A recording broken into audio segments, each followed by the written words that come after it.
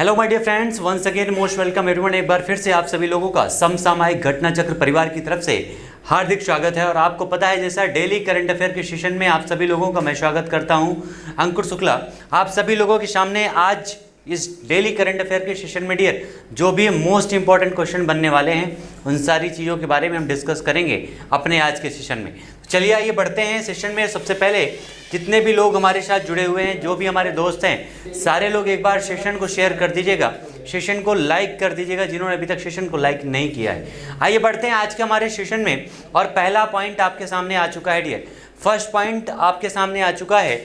इसमें क्या है कि भारत सरकार के किस मंत्रालय ने जिज्ञासा प्रश्नोत्तरी प्रतियोगिता का शुभारंभ किया है। अभी हाल ही में हमारे देश में भारत सरकार के किस मंत्रालय के द्वारा जिज्ञासा प्रश्नोत्तरी का प्रतियोगिता का शुभारंभ किया गया है, ये आपसे क्वेश्चन पूछा गया है डियर। तो किसके द्वारा किया गया है ये शुभारंभ, ठीक है, ये क्वेश्चन आपको आंसर बताना है डियर। क्या हो जाएगा? पेट्रोलियम एवं प्राकृतिक गैस मंत्रालय के द्वारा। किसके द्वारा? पेट्रोलियम एवं प्राकृतिक गैस मंत्रालय के द्वारा जिज्ञासा प्रश्नोत्तरी प्रतियोगिता का शुभारंभ किया गया है। और अमृत समागम सम्मेलन, इसका आयोजन कहाँ पर किया गया है? अमृत समागम सम्मेलन का तो आयोजन किया गया है नई दिल्ली में। और आपको पता है नई दिल्ली हमारे देश की राजधानी भी है। और साथ साथ ये राजधानी आपकी जो बनाई गई थी 1911 में बनाई गई थी। 1911 में घोषणा की गई थी, 1912 में इसको राजधानी बनाया गया था। कहाँ से स्थानांतरित करके? तो कोलकाता से। इस समय अगर हम बात करें तो दिल्ली के जो सीएम हैं उनका नाम क्या है? तो अरविंद केजरीवाल जी दिल्ली के चीफ मिनिस्टर हैं इस समय। और साथ ही साथ अभी हाल ही में दिल्ली में हमने पढ़ा था, जो दिल्ली नगर निगम था, जो तीन भागों में डिवाइड था, तीनों भागों को एकीकृत करके एक नया नगर निगम बना दिया गया है जिसका नाम है दिल्ली नगर निगम। और इसका जो अधिकार क्षेत्र है वो सौंप दिया गया है सेंट्रल गवर्नमेंट यानी केंद्र सरकार को, ठीक है। इस अमृत समागम सम्मेलन का आयोजन कहाँ पर किया गया है? तो नई दिल्ली में। और सम्मेलन के उद्घाटन अवसर पर किस पोर्टल का शुभारंभ हुआ है? यानी इस सम्मेलन का जब उद्घाटन हुआ था तो एक पोर्टल का शुभारंभ किया गया है जिसका नाम क्या है? तो इसका नाम है उत्सव पोर्टल। इस सम्मेलन का आयोजन एवं उद्घाटन सरकार के किस मंत्रालय के तहत किया जा रहा है? तो इसे भारत सरकार के पर्यटन मंत्रालय के तहत किया जा रहा है। याद रखिएगा, इस सम्मेलन का जो आयोजन है किसके तहत किया जा रहा है? तो पर्यटन मंत्रालय के अंतर्गत किया जा रहा है। और साथ में नेक्स्ट हमारा पॉइंट है सहकारिता नीति पर। अगला क्वेश्चन है सहकारिता नीति पर 2 दिवसीय राष्ट्रीय सम्मेलन कहां पर आयोजित किया गया है? कहां पर आयोजित किया गया है डियर? तो नई दिल्ली में आयोजित किया गया है। ये सहकारिता नीति से आपको एक पॉइंट यहां पर याद रखना चाहिए कि अभी हाल ही में हमारे देश में एक नए मंत्रालय का गठन किया गया है जिसका नाम क्या है? सहकारिता मंत्रालय। नाम क्या है डियर? सहकारिता मंत्रालय इसका नाम है, ध्यान दीजिएगा। और ये सहकारिता मंत्रालय का जो कार्यभार है वो गृह मंत्री को सौंपा गया है। गृह मंत्री कौन है? तो अमित शाह जी को सौंपा गया है इसका प्रभार। और नई दिल्ली में इसका आयोजन किया गया है 2 दिवसीय सम्मेलन का। इसे भारत सरकार के किस मंत्रालय के तहत आयोजित किया गया है? तो सहकारिता मंत्रालय, याद रखिएगा। और ये अगला हमारा पॉइंट है, भारत ने किसको मुख्य संसाधन अधिकारी के रूप में हाल ही में नियुक्ति दी है भारत सरकार ने? तो उनका नाम है स्मृति हांडा। क्या नाम है? स्मृति हांडा को मुख्य संसाधन अधिकारी के रूप में नियुक्त किया गया है। नेक्स्ट हमारा पॉइंट है किस राज्य में डिजिटल ऑनलाइन पुस्तकालय का शुभारंभ किया गया है? ये मोस्ट इंपॉर्टेंट क्वेश्चन है डियर, याद रखिएगा। और 100% ये किसी न किसी एग्जाम में आपके सामने जरूर दिखने वाला है जिसका नाम है क्या है कि इसकी खासियत है डिजिटल ऑनलाइन पुरस्कार का शुभारंभ अभी हाल ही में किस सरकार के द्वारा, किस राज्य के द्वारा किया गया है? तो उसका नाम है जम्मू और कश्मीर। भारत का स्वर्ग कहा जाता है जम्मू और कश्मीर को। और साथ ही साथ 2019 में जम्मू कश्मीर को बनाया गया है यूनियन टेरिटरी।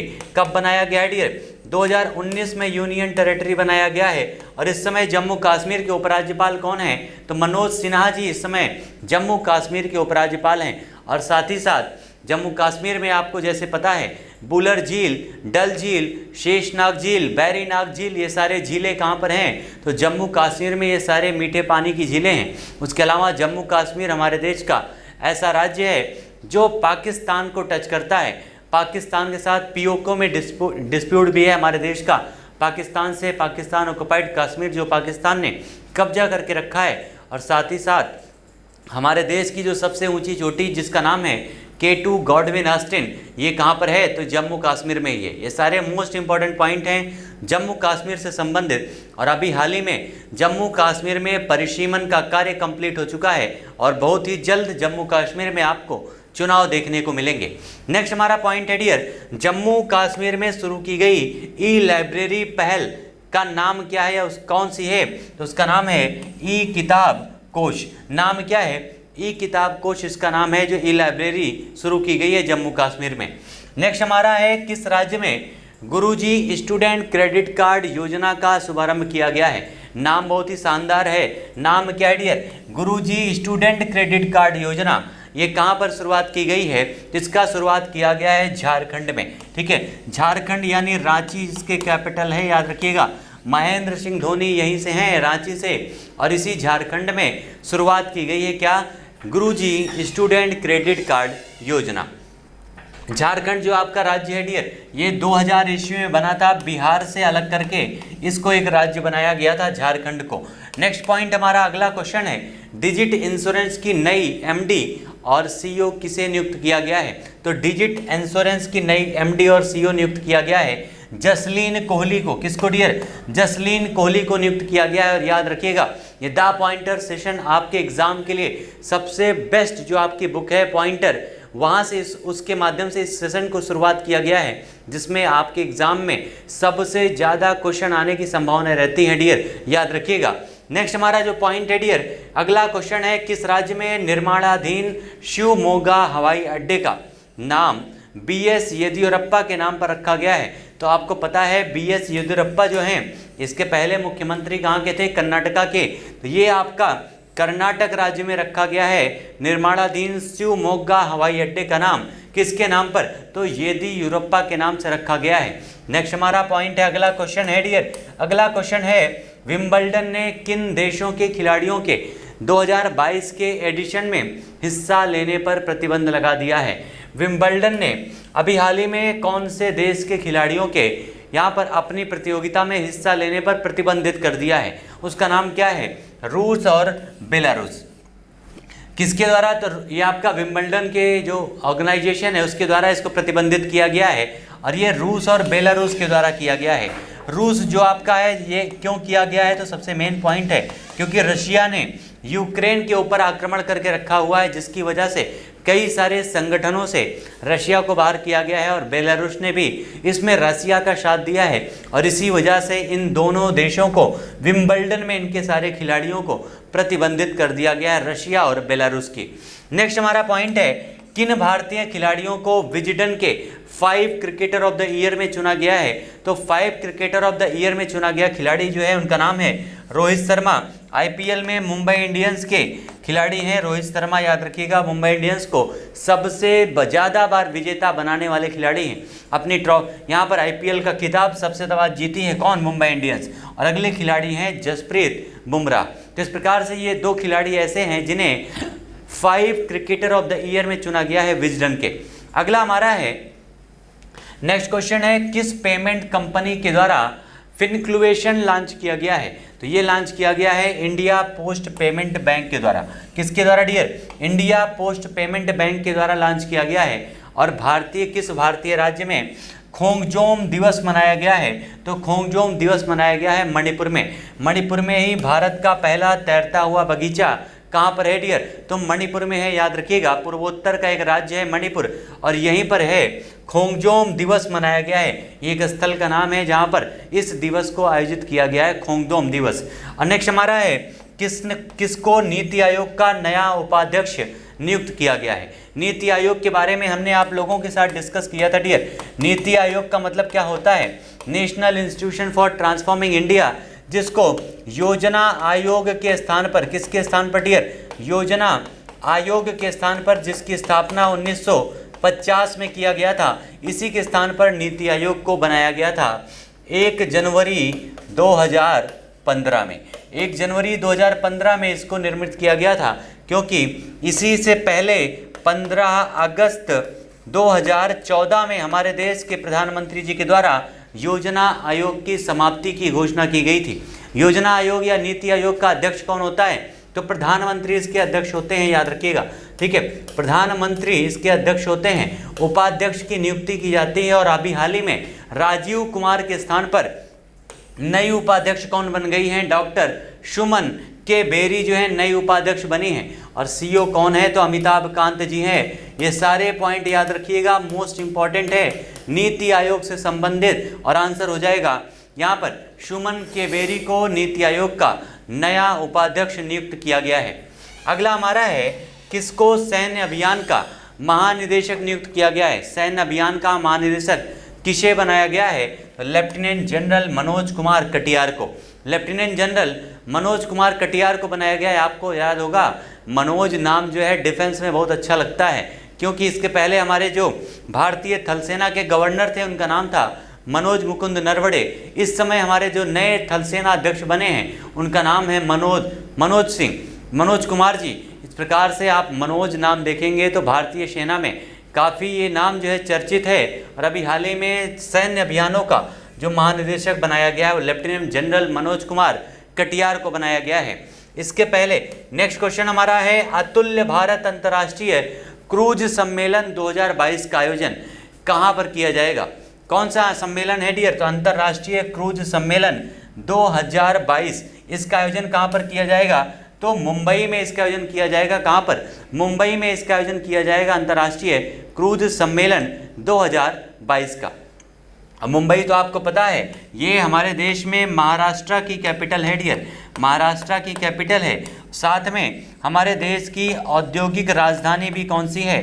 तो मुंबई है। ये वही मुंबई है जिसे 1661 में जब ब्रिटेन के सम्राट की शादी पुर्तगाल की राजकुमारी कैथरीन से हुआ था, तो उन्होंने उसके बाद मुंबई को ब्रिटिश ईस्ट इंडिया कंपनी को 10 पाउंड पर ईयर पर रेंट पर दे दिया था। ये वही मुंबई है डियर, याद रखिएगा। इसी मुंबई में पंडित जवाहरलाल नेहरू जो है, इन्हीं के नाम पर एक बंदरगाह भी स्थित है, पंडित जवाहरलाल नेहरू बंदरगाह। न्याहा शेवा बंदरगाह है। कहाँ पर? न्याहा शेवा बंदरगाह है, याद रखिएगा।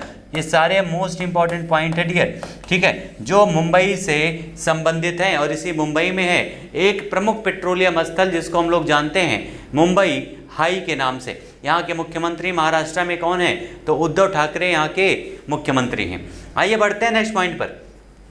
इसका आयोजन कब से कब तक किया जाएगा? जो आपका अंतर्राष्ट्रीय अभी हाल ही में क्रूज सम्मेलन है, आयोजन कब से कब तक किया जाएगा डियर? तो 14 से 15 मई 2022 को इसका आयोजन किया जाएगा। और नेक्स्ट हमारा क्वेश्चन है, किस राज्य में विश्व की सबसे बड़ी इलेक्ट्रिक तिपहिया वाहनों का कारखाना स्थापित किया गया है? हमारे देश के कौन से राज्य में विश्व की सबसे बड़ी इलेक्ट्रिक तिपहिया वाहनों का कारखाना स्थापित किया गया है? तो ये स्थापित किया गया है तेलंगाना में। तेलंगाना की बात करें 2014 में इसकी स्थापना हुई थी, आंध्र प्रदेश से अलग होकर के। और साथ ही जो तेलंगाना है ये हमारे देश में अभी ड्रोन के माध्यम से दवाओं का या वैक्सीन का जो है वितरण करने वाला, या वैक्सीन ट्रांसपोर्ट के लिए रूप में ड्रोन का प्रयोग करने वाला पहला राज्य बन चुका है तेलंगाना।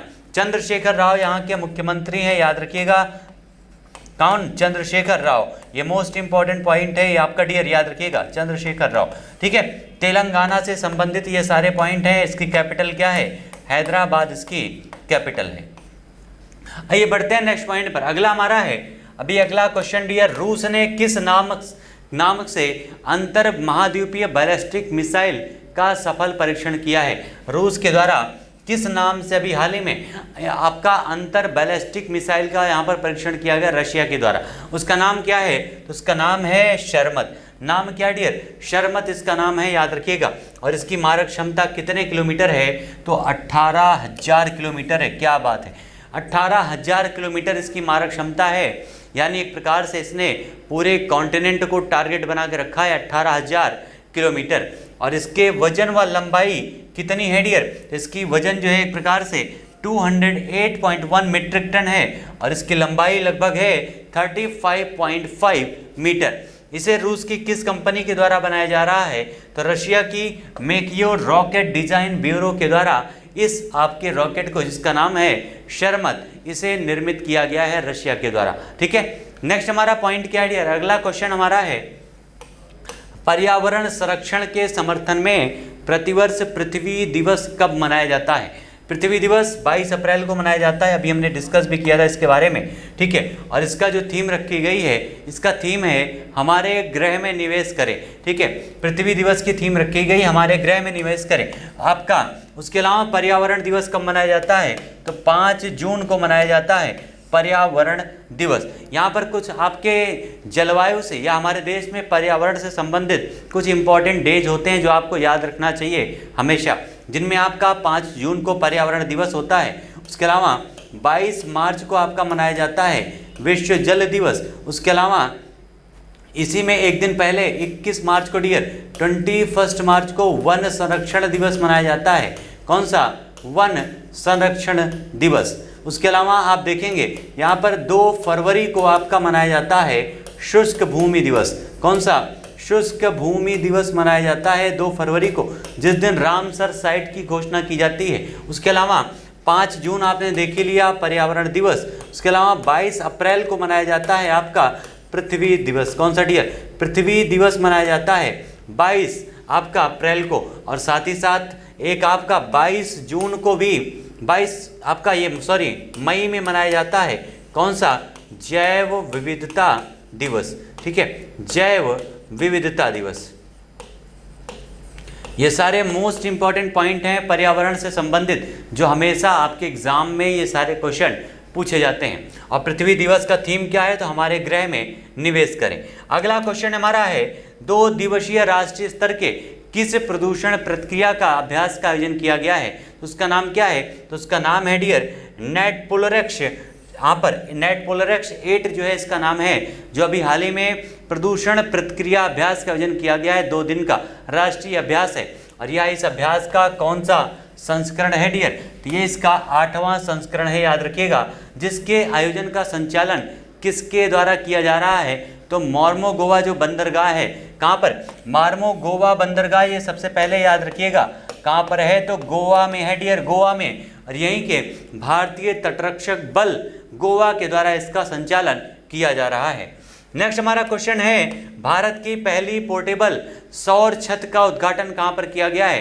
तो ये हमने डिस्कस भी किया था क्वेश्चन। स्वामी नारायण अक्षरधाम मंदिर परिषद गांधीनगर गुजरात में इसका शुभारंभ किया गया है। नेक्स्ट हमारा क्वेश्चन है इस 10 फोटोवोल्टिक पीवी पोर्ट सिस्टम का निर्माण किसके द्वारा किया गया है? तो ये विकसित किया गया है सर्वोटेक पावर सिस्टम लिमिटेड के द्वारा। और इसे डिजाइन किस देश की कंपनी ने किया है? तो इसे डिजाइन किया किसने किया डियर? तो जो हिटलर है वो कहाँ का था? जर्मनी का। और यहीं का जो है जर्मनी की कंपनी के द्वारा इसे डिजाइन किया गया है, याद रखिएगा, जर्मनी के द्वारा। अभी हाल ही में हमारे देश के प्रधानमंत्री जी ने इन सारे देशों की यात्राएं भी की हैं, जर्मनी की, फ्रांस की, स्वीडन की, फिनलैंड की, सारे देशों की एक साथ यात्राएं किया था हमारे देश के प्रधानमंत्री जी ने। नॉर्डिक देशों के साथ उन्होंने मीटिंग भी किया था। और किस मंत्रालय के द्वारा निधि नियम 2014 में संशोधन किया गया है? तो ये संशोधन किया गया है कारपोरेट मामलों के मंत्रालय के द्वारा, कारपोरेट मामलों के मंत्रालय के द्वारा। नेक्स्ट हमारा है भारतीय वायुसेना ने किस विमान से ब्रह्मोस सुपरसोनिक क्रूज मिसाइल का सफलतापूर्वक परीक्षण किया है? तो उसका नाम है सुखोई 30 MKI। और ब्रह्मोस मिसाइल किस गति से यात्रा करती है? तो 2.8 मैक की गति से इसे निर्मित किया गया है। भारत और रूस के संयुक्त सहयोग से भारत में इसका नाम ब्रह्मपुत्र नदी के नाम से और रूस में इसका नाम मास्कोवा नदी के नाम से, याद रखिएगा, मास्कोवा नदी, इन दोनों नदियों के संयुक्त नाम को मिलाकर के इस मिसाइल का नाम रखा गया है ब्रह्मोस। नेक्स्ट हमारा है परियोजना 75 के तहत कलवरी श्रेणी की किस पनडुब्बी को भारतीय नौसेना में शामिल किया गया है? कौन सी श्रेणी? तो कलवरी श्रेणी। कौन सा प्रोजेक्ट है?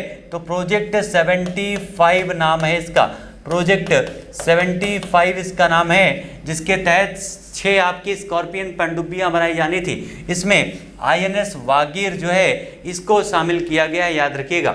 और ये आपकी परियोजना 75 के तहत निर्मित पनडुब्बियों की पहली पनडुब्बी को नौसेना में कब शामिल किया गया था?